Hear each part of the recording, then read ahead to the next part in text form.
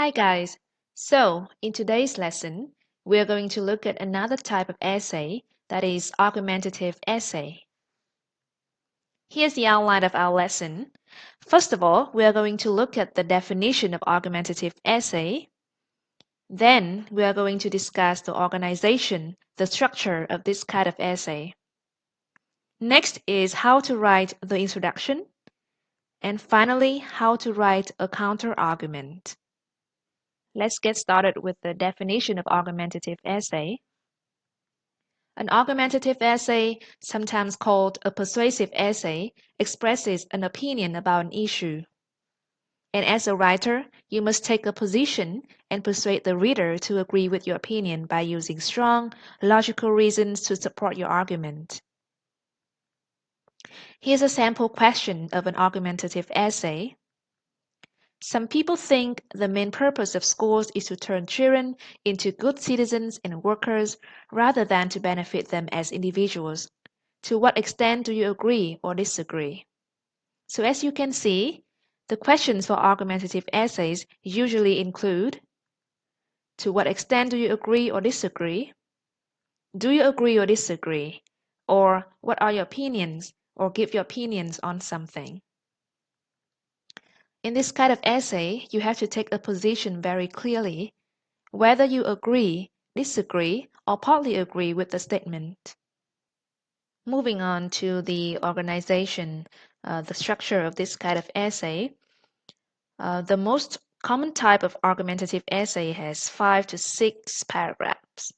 And like all essays, it begins with an introduction and ends with a conclusion. In between are the body paragraphs, where you must do two things. First, support your opinion by giving reasons. And second, present the opposite side, or we call the opposing point of view.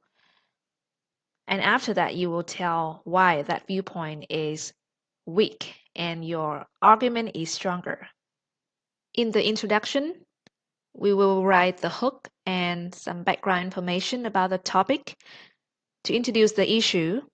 And then the last sentence of the introduction is the thesis statement, where you clearly state your point of view about the issue. Regarding the body, usually you will have 3 body paragraphs, and each body paragraph gives one reason to support your argument in the thesis. This reason is stated in the topic sentence of each paragraph. All supporting details in each paragraph must support the topic sentence. These details can be explanations, facts, examples, etc.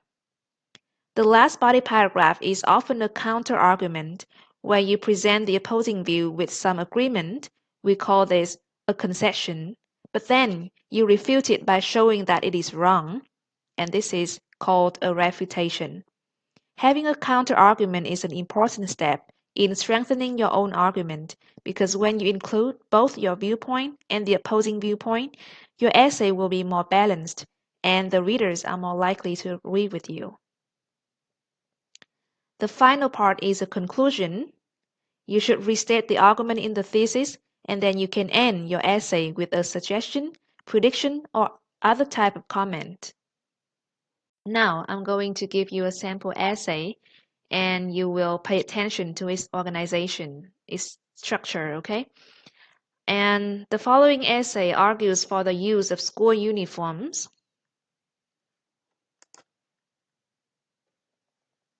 So as you can see, the first paragraph is the introduction, and the last paragraph is a conclusion, as usual. This essay has 4 body paragraphs. The first 3 body paragraphs give 3 reasons why it's better to wear school uniforms. The last body paragraph presents a counter-argument, which is some opponents of uniforms say that students who wear school uniforms cannot express their individuality. Then the writer acknowledges some merits of this viewpoint, but finally refutes it. Next, let's look at some of the steps to write the introduction. The introduction usually includes 2 to 3 sentences. The first 1 to 2 sentences, we will paraphrase the question. And then the last sentence of the introduction is going to be the thesis statement. where you clearly state your position. So, for example, we have the topic that we mentioned before. Some people think the main purpose of schools is to turn children into good citizens and workers rather than to benefit them as individuals. To what extent do you agree or disagree? So, first of all, you need to decide whether you agree, disagree, or partly agree with this. If you agree, you can say something like, people have different views about what the main purpose of school should be. So in this sentence, we paraphrase a question. And then you can say something like, personally, I agree that a school's role is to prepare children to be productive members of society. So in this sentence, you state that you agree with the statement, with the view. And then if you disagree with that point of view, you can say something like, many people argue that the main role of schools is to prepare children for their future jobs. This is just another way to paraphrase a question. However, I believe that the purpose of education should be to help children to grow as individuals. And finally, if you have a balanced view or a neutral view, this is what you can say. So, to a certain extent, I agree that the role of schools is to prepare children to be productive members of society. However, I also believe that the education process has a positive impact on us as individuals. So, you agree with the point of view, but only to a certain extent, right? Finally, I will show you how to write a counterargument. So as you have known, the last body paragraph in an argumentative essay is usually about the opposing viewpoint. This includes the counterargument, the concession, and the refutation. Mentioning the counterargument means that the writer shows an understanding of the opposing point of view. He or she agrees that this opposing view is valid, but emphasizes how his or her argument is still stronger. Right? This part is called concession. And then the last part is refutation, where the writer shows why the counterargument is still very weak and his or her position is stronger. Here's an example of using counterargument in an essay about plagiarism. The author's viewpoint here is students should not plagiarize. And maybe after giving some reasons why students should not plagiarize, in the last body paragraph, the author presented an opposing viewpoint, or we say a counterargument. That is, some students may argue that because of their situation, they sometimes have no choice but to buy essays off the internet.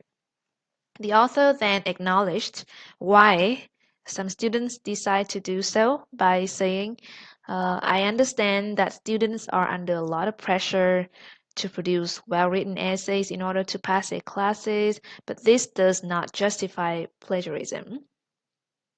And in the end, he showed why this counter-argument is weak and should not be accepted, and that his argument is much stronger. Okay?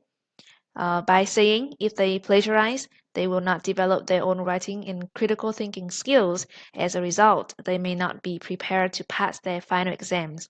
In the end, plagiarizing is harmful to the student's own academic success. So you can see that mentioning a counter argument and then refute it is a way to strengthen your own argument in a very balanced way. Here are some useful phrases that you can use for counter-argument. There are the more personal ones and the more impersonal ones.